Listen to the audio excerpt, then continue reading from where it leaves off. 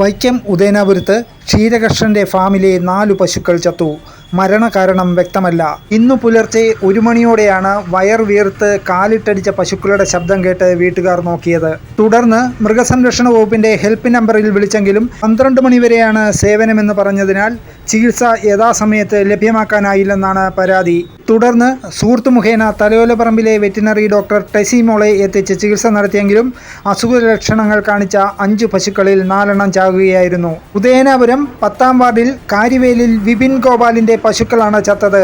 5 ലക്ഷം രൂപയിലധികം നഷ്ടമുണ്ടായതായി വിപിൻ പറഞ്ഞു.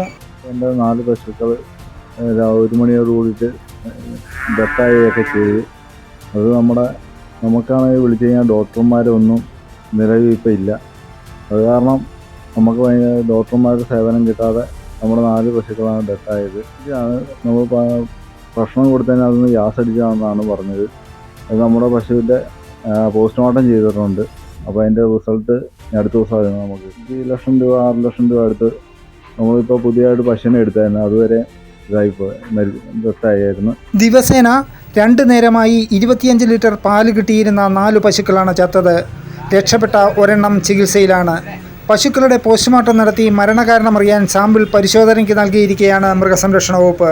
Udayanapuram veterinary doctor Dhanya S Ranjith രാവിലെ എത്തി മറ്റു പശുക്കൾക്ക് വേണ്ട ചികിത്സകൾ നൽകി. ഫാമിലെ 200 ലിറ്ററിലധികം പാൽ ഉൽപ്പാദിപ്പിക്കുന്നതിൽ 100 ലിറ്ററോളം പാൽ കിട്ടുന്ന 4 പശുക്കളാണ് ചത്തത്. ഇതോടെ കടുത്ത പ്രതിസന്ധിയിലായിരിക്കുകയാണ് ഈ ക്ഷീരകർഷക കുടുംബം.